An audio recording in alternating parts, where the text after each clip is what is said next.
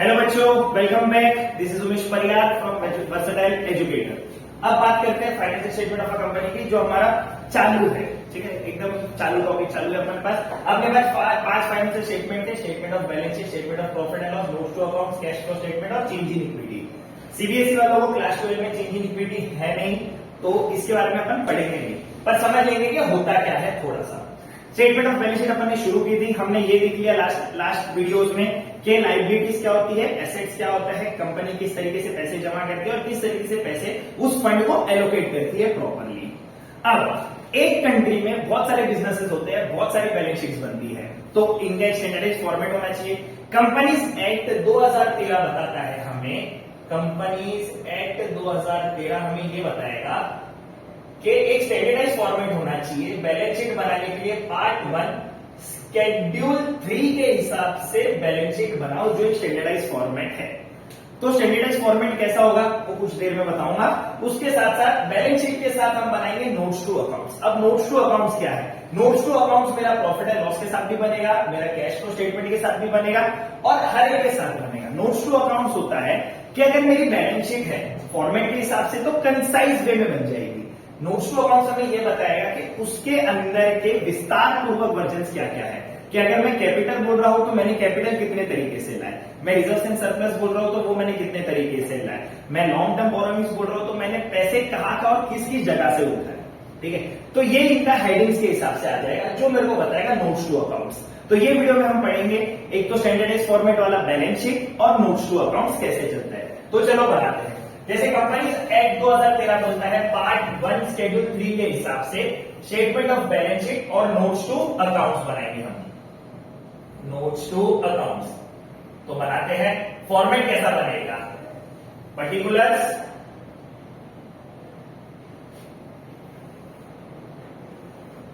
Note number, amount और amount, ये बन गया हमारा फॉर्मेट। अब जब कंपनी से 2013 की बात करेंगे, पार्ट 1 शेड्यूल 3 की, ये बोलता है वर्टिकल बैलेंस शीट बनाओ, वर्टिकल पीएनएल स्टेटमेंट बनाओ, तो ये आपका स्टैंडर्डाइज्ड फॉर्मेट हो जाएगा। स्टैंडर्डाइज्ड फॉर्मेट बनाने में हेल्पफुल किसको होता है? एक तो हमारी जब एजीएम होगी, एनुअल जनरल मीटिंग, साल के बीच में या साल के एंड में, उस कंपनी का कर्मकांड क्या किया हमने उस फाइनेंशियल ईयर में, उस पर डिसीजन लेने में शेयर होल्डर को थोड़ी आसानी हो जाएगी, क्योंकि सारी चीजें उस फॉर्मेट के हिसाब से स्टैंडर्डाइज्ड वे में मिलेगी। बोर्ड ऑफ डायरेक्टर्स वैसे ही बैलेंस शीट रेडी करते हैं, गवर्नमेंट को वही बैलेंस शीट सबमिट होती है, उसके हिसाब से अकॉर्डिंगली बहुत इजी वे हो जाता है गवर्नमेंट को टैक्स कैलकुलेट करने के लिए भी। तो अब जब पर्टिकुलर्स की बात करेंगे, पर्टिकुलर्स में मेरा आ जाएगा। अब हमने 11th में जो बैलेंस शीट पढ़ी थी वो हॉरिजॉन्टल फॉर्मेट की थी, तो हम उसके अंदर पढ़ रहे थे, हमने सिर्फ मेन हेडिंग्स वगैरह कुछ नहीं देखे थे, हमने देख लिया था कि उसमें कितनी चीजें आती है। जैसे क्रेडिटर आ गया, लास्ट वीडियो में देखा, डेटर्स आ गए, हमने बहुत सारी चीजें देखी, बहुत सारे टर्म्स आपके सुने हुए भी है 11th में। 12th में भी कुछ ऐसा अलग नहीं हो रहा है, बस उनको उनके नाम मिल जाएंगे जो वो एक फैमिली के अंडर आते हैं, या उनको मेन हेडिंग्स मिल जाएगी जिससे वो डिनोट होते हैं। कैसे होते हैं? सबसे पहला जो बैलेंस शीट में आएगा वो होता है मेरा इक्विटीज एंड लायबिलिटीज। तो इक्विटीज एंड लायबिलिटीज ही क्यों? तो आपने 11th में एक डुअल कंसेप्ट के हिसाब से कंसेप्ट पढ़ा होगा, asset is equal to liabilities plus owners equity. Owners equity बोले तो जो भी मेरे ओनर्स होंगे मेरी कंपनी के, वो जो भी पैसा इन्वेस्ट करेंगे उनको मेरे को इक्विटी देना पड़ेगा, ओनरशिप देनी पड़ेगी वो।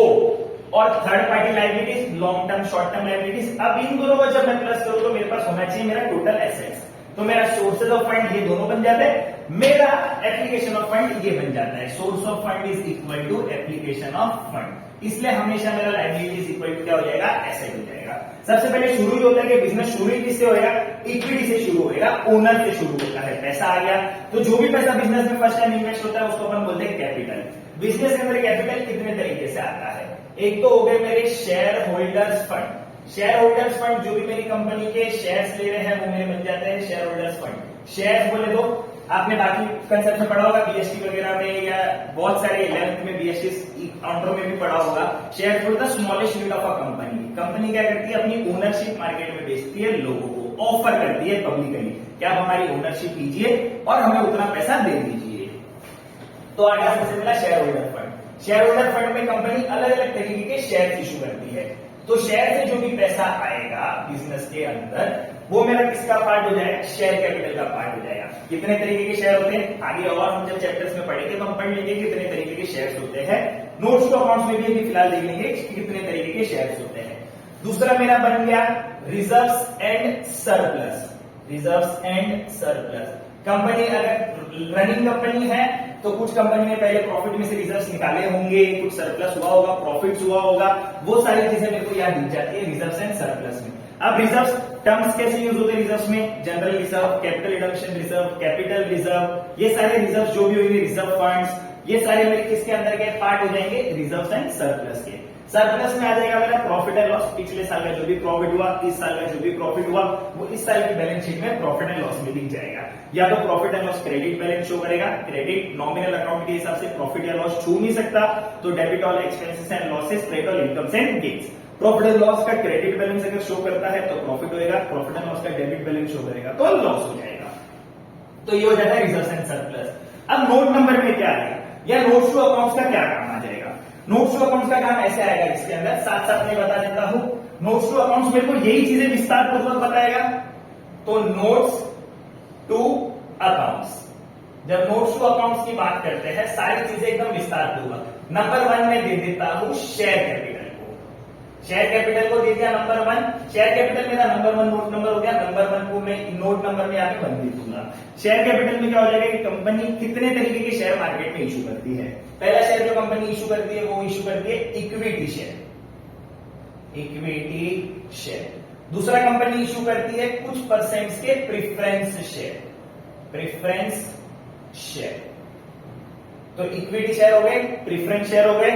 ये दो तरीके के शेयर कंपनी मार्केट में इशू करती है, जिससे कंपनी ओनरशिप बांटती है और पैसे लोगों से पैसे मांग लेती है। In return of money they provide with them the ownership of the company, कि हाँ हमारे कंपनी में आके हमारे सारे वोटिंग वगैरह में वोटिंग राइट्स मिलेंगे, आप कंपनी के डिसीजंस में हेल्पफुल हो सकते हो, रिस्क क्या होगा आपके इन्वेस्टमेंट का, उसके हिसाब से मैं उनको वोटिंग राइट्स और ओनरशिप देता हूं। तो इक्विटी शेयर और प्रेफरेंस शेयर, तो ये दोनों के जो भी पैसे आएंगे, इक्विटी शेयर का जो भी पैसा आएगा वो आएगा equity share capital, preference share से जो भी पैसा आएगा वो हो जाएगा प्रेफरेंस शेयर कैपिटल। इन दोनों का जो भी टोटल अमाउंट आएगा, टोटल करके ये टोटल अमाउंट मैं दिखा दूंगा यहाँ पे नोट नंबर 1 में इनर कॉलम में। 3x का मतलब total amount of the share capital, ये बन गया मेरा नोट्स टू अकाउंट्स पहले का। दूसरा आ गया मेरा रिजर्व्स एंड सरप्लस। जब मैं रिजर्व्स एंड सरप्लस की बात करता हूं, रिजर्व्स एंड सरप्लस, अब रिजर्व्स भी बहुत तरीके के होते हैं, सरप्लस भी बहुत तरीके का होता है, सारी चीजें मैं फॉर्मेट के अंदर नहीं बता सकता, इसलिए मैं नोट्स टू अकाउंट्स बनाता हूं। तो मेरे रिजर्व्स में क्या क्या आ जाएगा, मेरे रिजर्व्स में सबसे पहले तो आते हैं जनरल रिजर्व्स, जनरल रिजर्व्स। दूसरा मेरा हो गया reserves fund, reserve fund, capital reserve, capital redemption reserve, redemption reserve और एक्सेट्रा एक्सेट्रा। और सरप्लस में मेरा आ जाएगा प्रॉफिट एंड लॉस का credit balance, profit and loss का क्रेडिट बैलेंस। क्रेडिट बैलेंस मतलब प्रॉफिट है जो कि प्लस हो जाएगा, और प्रॉफिट एंड लॉस का अगर डेबिट बैलेंस शो कर रहा है किसी साल, मतलब उस साल मेरे को लॉस है, वो अमाउंट हो जाएगा माइनस। अब इन सब का टोटल जब मैं लिखूंगा, और अगर लॉस बैलेंस है तो उसको मैं ब्रैकेट बता देता हूं, अकाउंट्स में ब्रैकेट का मतलब होता है कि माइनस हो रही है अमाउंट। इसका टोटल जो भी आएगा उसको मैं दे दूंगा रिजर्व्स एंड सरप्लस को नोट नंबर 2, और यहां बता दूंगा उसका टोटल। ये बन गया मेरा share holders fund. Share holder funds में क्या क्या है, share capital, reserves and surplus. इसके अंदर क्या क्या आता है वो मैंने नोट्स टू अकाउंट्स में बता दिया। अब इन दोनों का टोटल जो भी होगा वो मैं यहां बाहर लिख दूंगा, तो मेरे दो अमाउंट की कॉलम ऐसे प्लस हो जाएंगे। दूसरा मेरा आता है इसके अंदर ये ए दे दिया, बी पार्ट में मेरे को दिखेंगे। अब मेरी थर्ड पार्टी लायबिलिटीज आना शुरू हो जाएगी, नॉन करंट लायबिलिटीज, ऐसी लायबिलिटीज जो मेरे साथ लंबे समय तक चलती है। लायबिलिटीज बोले तो मैंने कहीं से उधार लिया हुआ पैसा है, पैसा भी है या सामान भी है, जो भी होगा सब कुछ आ जाएगा। सबसे पहला आता है इसके अंदर लॉन्ग टर्म बोरोविंग्स। अब long term borrowings, company long term borrowings दो जगह से उठा सकती है, 2 या 3 जगह से। एक तो कंपनी बैंक से उठा रही है, बैंक से उठा लिया जो भी टर्म लोन के नाम पे आ गया, या बिजनेस में कोई भी प्रकार का लोन आ गया जो बोल रही है कि कंपनी में ज्यादा समय में चुकाऊंगा, 1 साल से ज्यादा, 2 साल, 3 साल, 5 साल का लोन ले लिया बैंक से। बैंक से नहीं लेना है तो कंपनी का सेकंड ऑप्शन होता है कि लोगों से लोन ले लिया। लोगों से लोन लेते हैं तो ओनरशिप देते टाइम अपन क्या दे रहे हैं, उनको शेयर दे रहे हैं, तो लोन लेते टाइम अपन उनको क्या देंगे, वो भी देख लेते हैं। तो जब लोन लेंगे तो अपन यहाँ पे नोट नंबर 3 दे देते हैं। ये तीसरे नोट में क्या क्या आएगा, लॉन्ग टर्म बोरोइंग्स। जब लॉन्ग टर्म बोरोइंग्स की बात करें तो कंपनी लंबे समय में किस किस तरीके से पैसे बोरो करती है। सबसे पहला तो मेरा आ जाएगा बैंक लोन, या ये कभी कभार बुक में ऐसे भी दिखेगा टर्म लोन। ये मेरा आ गया bank loan long term borrowings में। दूसरा मेरा आ जाएगा कुछ परसेंट के debentures. Debentures are also loan for the company, है ना, लोन ही है पर ये किससे ले रहे हैं, पब्लिक से ले रहे हैं। किससे ले रहे हैं, पब्लिक से। जब पब्लिक से लोग पब्लिक से पैसा मांगती है कंपनी, उसको अपन बोलते हैं डिबेंचर्स। अब फंडा क्या आता है कि बैंक से जब मैं लोन ले रहा हूं तो मेरे को कुछ चीजें गिरवी रखनी पड़ेगी, ऐसा मॉर्गेज। तो ऑब्वियस सी बात है जब मैं लोगों से लोन लूंगा तो लोग रिस्क के हिसाब से कुछ गिरवी नहीं मांगेंगे, ऑब्वियसली मांगेंगे। तो सर क्या मांगते हैं, तो कंपनी कुछ एसेट्स गिरवी रख देती है। जैसे एग्जांपल, मैंने अगर कोई घर खरीदा, मेरे को लोन पे घर लेना, तो मैंने लोन के पेपर बैंक को दे दिया और मैंने उस पर लोन ले लिया, समझ गए। तो अब क्या हो गया, वो एसेट का पोजीशन बैंक के पास है, बैंक के पेपर जो मेरे घर के पेपर है वो बैंक के पास है। I can use that. Same वैसे ही जब कंपनी डिबेंचर इशू करती है पब्लिक को, तो वो अपना एक एसेट चार्ज कर देगा। बिल्डिंग का कोई फ्लोर गिरवी रख दिया, कोई एसेट गिरवी रख दिया, कोई लैंड गिरवी रख दिया, तो ऐसा नहीं है कि बिजनेस वो लैंड यूज नहीं कर सकता, वो फ्लोर यूज नहीं कर सकता, कर सकता है जैसा चल रहा है। टाइमली मैनर्स में मेरे को उनको क्या पे करना पड़ेगा, हर फाइनेंशियल ईयर में या हर एक साल में मेरे को उनको इंटरेस्ट पे करना पड़ेगा। तो ये जो परसेंटेज यहाँ दिखता है डिबेंचर में, ये इंटरेस्ट का काम करता है, कितना परसेंट का इंटरेस्ट होगा। अब bank loan term loan fix होता है, तो जब फिक्स की बात करूंगा तो आ जाएगा ये दोनों का टोटल जो भी होएगा वो मेरा कहा दिख जाएगा, लॉन्ग टर्म बोरोइंग्स में यहाँ पे, और इसको मैं नोट नंबर दे दूंगा 3। अगली चीज क्या आती है लॉन्ग टर्म बोरोइंग्स के बाद, long term provisions. Long term provisions. अब कंपनी एक प्रूडेंस कंसेप्ट चलता था 11th में, सीबीएसई वालों को तो ये तो पता ही होगा, प्रूडेंस कंसेप्ट और कंजर्वेटिज्म कंसेप्ट। कोई भी बिजनेस जब पैदा होती है या खड़ी होती है या चलती रहती है, वो उसको एंटीसिपेटेड लॉस पता चल जाता है कि आज हमारा बिजनेस का वॉल्यूम क्या है, सेल्स कितना बढ़ने वाला है, हमको बिजनेस कितना बढ़ाना है, तो हमारे लॉसेस क्या क्या होंगे या कितने तरीके के लॉस हो सकते हैं। होंगे आई एम श्योर नहीं, पर हो सकते हैं। लंबे समय के लिए कोई लॉन्ग टर्म लोन का हमारा प्रोविजन क्रिएट करके रख देते हैं। जैसे मान लो कोई बंदा ही हमारे पास था जो 15 साल बाद 20 साल बाद क्या होते जाएगा, रिटायर होगा, तो उनको ऐसा ग्रेचुटी देनी पड़ेगी, ये सारी चीजें हमको पे करनी पड़ती है। तो उसके लिए मैं पहले से ही प्रोविजन क्रिएट करके रखता हूँ। 1 साल के अंदर खत्म होएगा नहीं, पर लॉन्ग समय में मेरे को पता है कि वो मेरा लॉस हो सकता है, नहीं हुआ तो अच्छा ही है, पर हो गया तो मैंने पहले से ही प्रोविजन क्रिएट करके रखा था। तो लॉन्ग टर्म प्रोविजन आ गया। अब इसके लिए अलग से कोई चीज बनती नहीं है, या बना भी सकते हैं नोट्स अकाउंट में, जैसे सम्स प्रोवाइड करेगा। तो फिलहाल के लिए यहाँ पे अपन कोई नोट नंबर नहीं लेते और इसका अमाउंट लिख लेते हैं। तीसरा मेरा आ गया deferred tax liability. Deferred tax liability. अब डिफर्ड टैक्स लायबिलिटी की जब बात करते हैं तो ये भी तुम्हारे क्वेश्चन में पूछा नहीं जाता, पर कभी कभार क्वेश्चन में दे दिया तो देख लो कि क्या होता है। तो अब डिफर्ड टैक्स लायबिलिटी क्या होता है, मेरे कंपनी का फाइनेंशियल ईयर डिफरेंट होता है और असेसमेंट ईयर डिफरेंट होता है according to government point of view. मेरा फाइनेंशियल ईयर हो गया 21-22, अगर इस साल मेरा फाइनेंशियल ईयर है, मतलब इस साल मैंने अपनी कदम कान कर लिया, बिजनेस के प्रॉफिट कमा लिया, लॉस हो गया, जो भी हुआ, मैंने टैक्स के लिए फाइल कर दिया। टैक्स के लिए फाइल मैं कब करूंगा, ऑब्वियस सी बात है अगले फाइनेंशियल ईयर में करूंगा। तो अगला फाइनेंशियल ईयर जो 22-23 का ईयर हो जाएगा वो मेरे लिए हो जाएगा असेसमेंट ईयर, क्योंकि उसमें मैं इस साल को असेस कर रहा हूं और वो मेरे को बताएगा कि मेरे को कितना टैक्स भरना है। तो with the difference of the time frame मेरा क्या बन जाता है, डिफर्ड टैक्स लायबिलिटी। डिफर्ड का मतलब क्या होता है कि किसी चीज का बेनिफिट या कोई भी चीज को टालना, बेनिफिट भी बोल सकते हो, तो कोई भी चीज को टालना, मतलब अगर मैं वो चीज आज कर दे तो उसका बेनिफिट शायद मेरे को आज मिल जाता, पर नहीं मिलेगा। जब मैं वो चीजें खर्चा करूंगा टाइम, तो मेरे को उसका बेनिफिट मिलेगा। जैसे गवर्नमेंट अगर मेरे को कोई बेनिफिट देती है तो मैं अगर टाइमली मैनर पे टैक्सेस भरता तो गवर्नमेंट मेरे को उस चीज का बेनिफिट दे देती है। पर अगर मैं टाइम पे टैक्सेस नहीं भरूंगा तो जो भी गवर्नमेंट मेरे को उसके अगेंस्ट में बेनिफिट देने वाली होगी, सब्सिडीज वगैरह, वो नहीं देगी। तो वो मेरा दिख जाता है डिफर्ड टैक्स लायबिलिटी में। इसका भी कोई नोट नंबर नहीं आता, तो इसको भी अपन बार वाले कॉलम में लिख देते हैं। फिर आते हैं मेरी last other non current liabilities. अब अदर नॉन करंट लाइबिलिटीज बोले तो ऐसी चीजें जो इसके अंदर नहीं आती, जो लंबे समय तक चल रही है अपने पास, वो मेरी दिख जाएगी अदर नॉन करंट लाइबिलिटीज में। कैसे? सम्स में अगर आते जाएंगे और आगे तो अपन पढ़ लेंगे उस चीज को कि क्या क्या होगा अदर नॉन करंट लाइबिलिटीज में। इनका अमाउंट जो भी टोटल आएगा ये हम बाहर लिख देंगे। ये मेरी हो जाती है नॉन करंट लाइबिलिटीज। क्या क्या आ गया? इक्विटीज के पार्ट में मेरे पास आ गया share holder fund, share holder fund में मेरे पास आ गया शेयर कैपिटल और रिजर्व एंड सरप्लस। लाइबिलिटी वाले पार्ट में मेरे पास पहले आ गया नॉन करंट लाइबिलिटी, ऐसी चीजें जो 12 महीने से ज्यादा चलेगी। अब एक चीज ऐसी भी तो होगी जो 12 महीने से कम चलेगी, जिसको अपन बोलते हैं करंट लाइबिलिटीज। अब करंट लाइबिलिटी जो 12 महीने से कम चलेगी, जिसमें कि सबसे पहला मेरा आता है ट्रेड पेबल्स।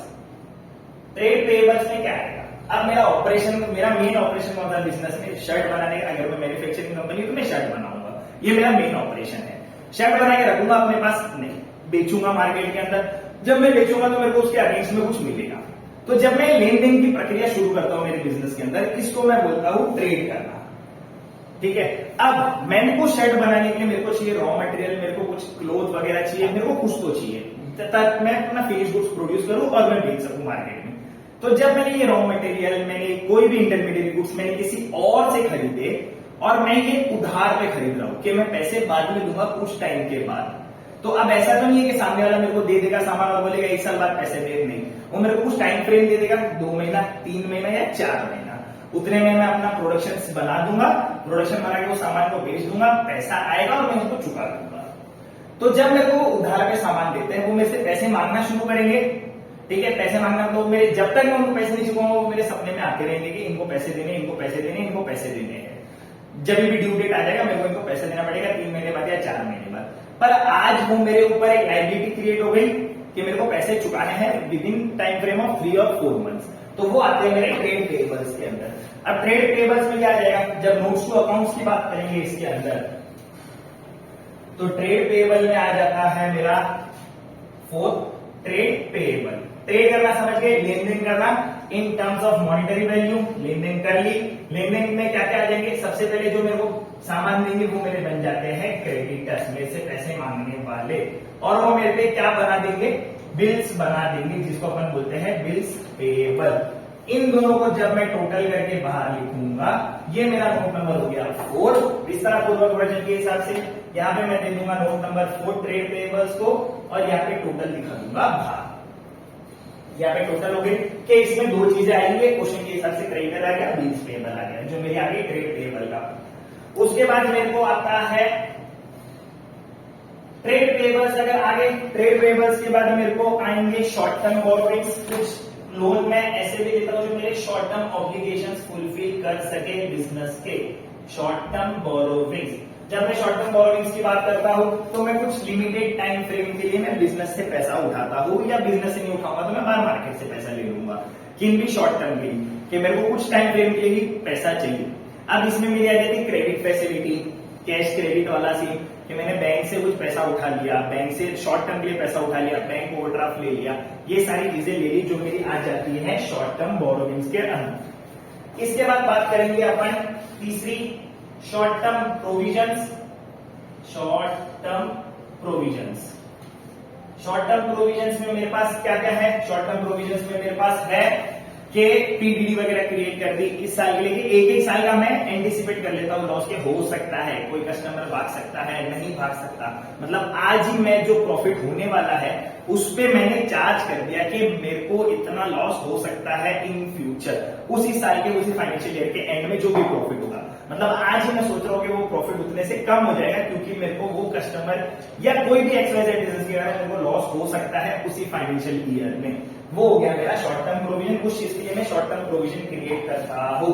इसके बाद मेरा लास्ट आ जाएगा 4th आ गया मेरा deferred tax liability, other current liabilities, और बाकी की चीजें जो इसमें नहीं आती, जैसे कि क्या आउटस्टैंडिंग सैलरी, आउटस्टैंडिंग वेजेस, ये भी सब देना बाकी है। काम करवा लिया वर्करों से, पैसा नहीं दिया, एम्प्लॉय से काम करवा दिया, सैलरी नहीं दी अब तक। तो जब मैं वो टाइम फ्रेम लूं तो अदर करंट लायबिलिटीज में आउटस्टैंडिंग सैलरीज, आउटस्टैंडिंग वेजेस, ये सारी चीजें आ जाएगी।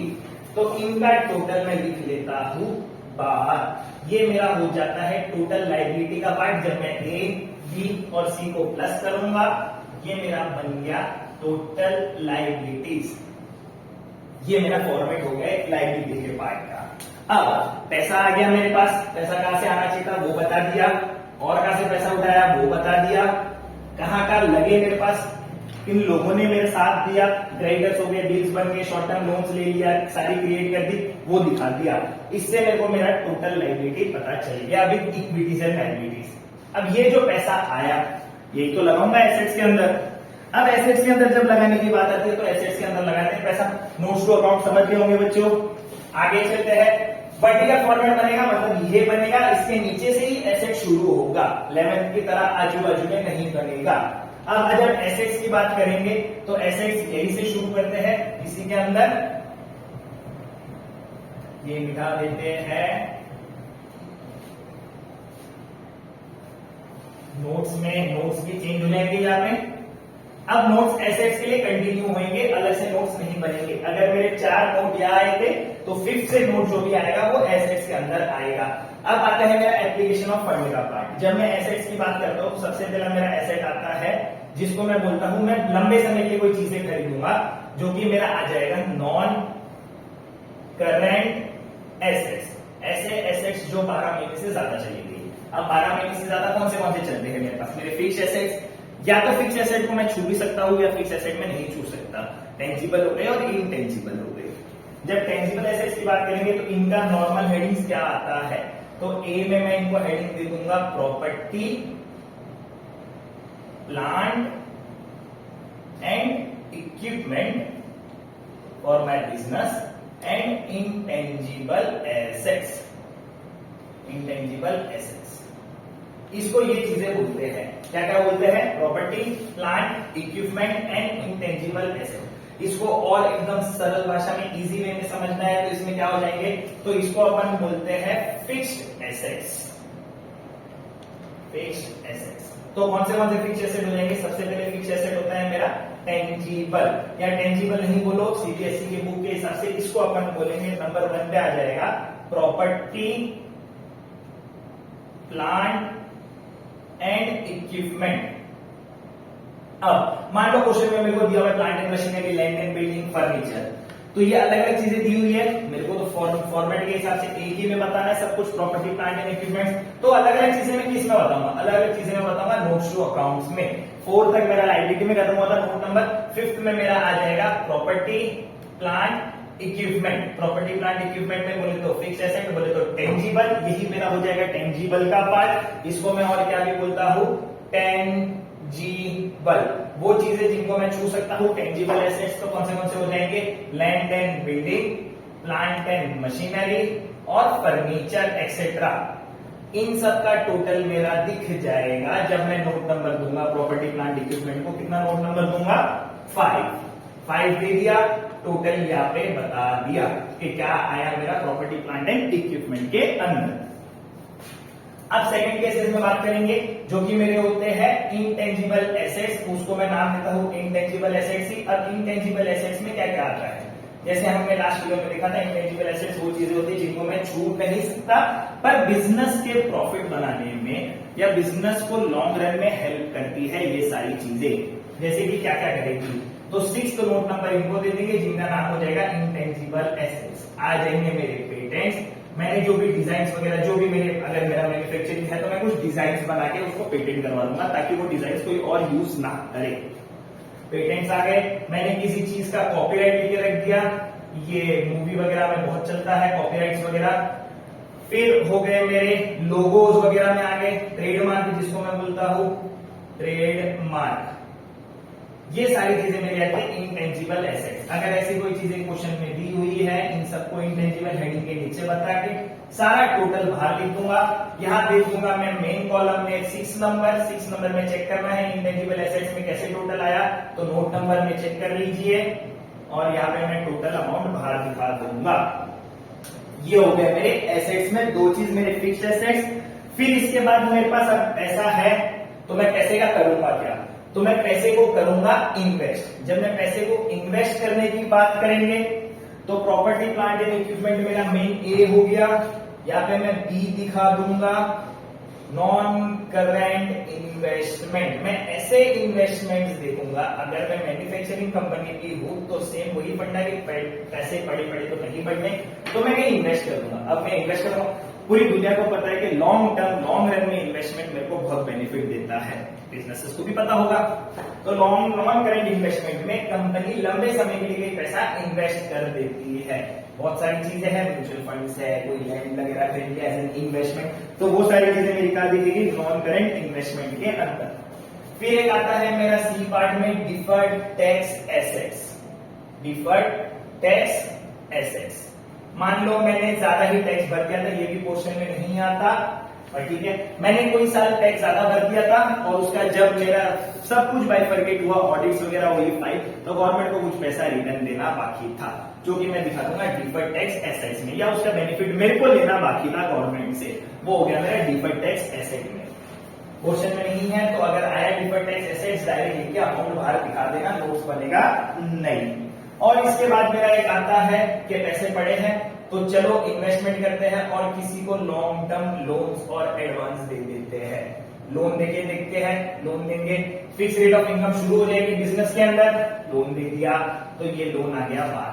और जो इसमें नहीं आती वो दिख जाएगी मेरी अदर नॉन करेंट एसेट्स के अंदर। ये हो गया मेरा पूरा टोटल, ये मेरा बन गया नॉन करेंट एसेट का पार्ट। अब सिर्फ 12 महीने तक ही थोड़ी चलती है चीजें, 12 महीने से कम भी तो चलेगी चीजें। मेरा मेन काम अगर प्रोडक्शन का है तो मैं सिर्फ क्रेडिट थोड़ी बनाऊंगा, माल फिनिश गुड्स में कन्वर्ट करके बेचूंगा भी तो रिटर्न भी तो बनेंगे। तो वो मेरा पार्ट बन गया। अगर इसको मैं देता हूं ए, इसको दे दिया छोटा छोटा, ये हो गया 1, इसको दे देते हैं 2, नीचे बच जाएंगे मेरे करेंट एसेट्स। जब करंट एसेट्स की बात करेंगे, वैसे एसेट्स जो 12 महीने से कम चलेंगे, तो नंबर 1 पे आ जाता है ट्रेड रिसीवेबल, पैसा आना बाकी है। किन से? मेरा main operation activity trade payable में, जैसे 2 क्रेडिटर और बिल्स पेबल बनते थे, ट्रेड रिसीवेबल में बनते कि मैंने लेन देन तो किया बिजनेस के अंदर पर पैसा आना बाकी है। तो यहाँ पे मेरे को नोट नंबर देना पड़ेगा, जो कि बन जाएगा मेरा 7 ट्रेड रिसीवेबल। एक तो आ जाएंगे मेरे डेटर्स, जिसको मैंने सामान बेचा है और उन्होंने अब तक पैसा नहीं दिया है। दूसरा आ जाएगा मेरा बिल्स रिसीवेबल। इन दोनों का टोटल जब आएगा और वो जब बाहर लिखूंगा तो यहाँ पे दे देंगे ट्रेड रिसीवेबल को 7 नोट नंबर, 7 में जाकर चेक कर लो क्या क्या था और यहाँ पे अमाउंट लिख दिया। ये हो गई। सेकंड आती है मेरी इन्वेंट्रीज। इन्वेंट्रीज के अंदर क्या हो जाएगा? इन्वेंट्रीज में आ जाएगा मेरा स्टॉक इन ट्रेड, जो भी मेरा स्टॉक मैंने बना के रखा हुआ है या जो भी मेरी ट्रेडिंग के लिए स्टॉक रेडी है। अब 2 तरीके का स्टॉक आ सकता है। एक स्टॉक जो मैंने किसी से रेडीमेड लेके मैं किसी को बेच रहा हूं, मेरा वो बिजनेस है। दूसरा मैं खुद प्रोड्यूस कर रहा हूं वो स्टॉक और मैं बेच रहा हूं। तो जब इसको भी नोट नंबर देख सकते हैं, इसको आ गया इन्वेंट्री। इन्वेंट्रीज का मतलब ही होता है स्टॉक्स। स्टॉक्स में आ गए मेरे पास स्टॉक इन ट्रेड बोलते हैं अपन, स्टॉक इन ट्रेड। तो जब stock in trade, closing stock जो लास्ट का जो भी बचेगा वो मैं एसेट में दिखाता था, तो इसका हो गया, इसका टोटल मैं लिख लूंगा बाहर। इन्वेंट्रीज को दे दूंगा नोट नंबर 1 और टोटल लिख दिया। अब थर्ड आ गया मेरा कि मेरे पास इन्वेंट्रीज हो गई, मेरे पास ट्रेड रिसीवेबल हो गए, पैसे कुछ पड़े हुए थे, तो चलो लोन दे देते हैं लोगों को, short term loans and advances. इससे भी क्यों ना पैसा कमाया जाए। इसका नोट नंबर नहीं आएगा, आ गया तो ठीक है, सब में देखेंगे short term loans and advances. छोटे समय के लिए किसी को लोन दे दिया कि उस साल की इनकम और बढ़ जाएगी। अगर मेरे मेन ऑपरेशन से नहीं बढ़ा तो इन्वेस्टिंग से बढ़ा देते हैं। प्रॉफिट आने से मतलब है कंपनी प्रॉफिट होनी चाहिए, कंपनी का स्टेटमेंट प्रॉफिट में दिखना चाहिए। फोर्थ आ जाता है मेरा short term loans and advances हो गया, इन्वेंट्रीज हो गई, ट्रेड रिसीवेबल्स हो गया। फिर पैसा कुछ बच गया तो पैसा बचते ही मैं क्या कर दूंगा, कोई करंट इन्वेस्टमेंट कर दूंगा शॉर्ट टर्म के लिए। लोन देना इज ऑल्सो एन इन्वेस्टमेंट, पर मैं खुद से भी कोई इन्वेस्टमेंट कर दूंगा, किसी कंपनी के म्यूचुअल फंड्स बढ़ा दूंगा, किसी कंपनी के शेयर्स खरीद लूंगा, किसी कंपनी के डिवेंचर्स खरीद लूंगा, बॉन्ड्स खरीद लूंगा, कुछ भी खरीद लूंगा। फिर आते हैं मेरे other current assets, prepaid expenses वगैरह जो भी है, प्रीपेड एक्सपेंस कर दिया, प्रीपेड पैसा आने वाला बाकी है, तो ये सारी चीजें मेरी दिख जाएगी। अदर करंट एसेट में नोट नंबर नहीं है तो यहाँ पे भी मैं क्रॉस मार्क कर दूंगा। और लास्ट कुछ पैसा जो बच जाता है वो मैं दिखा देता हूं कैश एंड कैश इक्विवेलेंट में। या तो वो पैसा मेरे हाथ में पड़ा हुआ रहेगा या वो मेरे बैंक में पड़ा हुआ रहेगा। इसका नोट नंबर आएगा 9 कर देते हैं। इसके नोट नंबर दिखाने के लिए कैसे दिखाएंगे, 9 नंबर पे cash and cash equivalents, cash in hand और कैश एट बैंक। जब कैश एट बैंक की बात करेंगे तो इनका टोटल जो भी आएगा वो कैश एंड कैश इक्विवेलेंट्स में दिख जाएगा। ये बन गया मेरा एसेट्स, इसका टोटल याद दे देंगे। सबसे लास्ट में यहां दिखा दूंगा टोटल।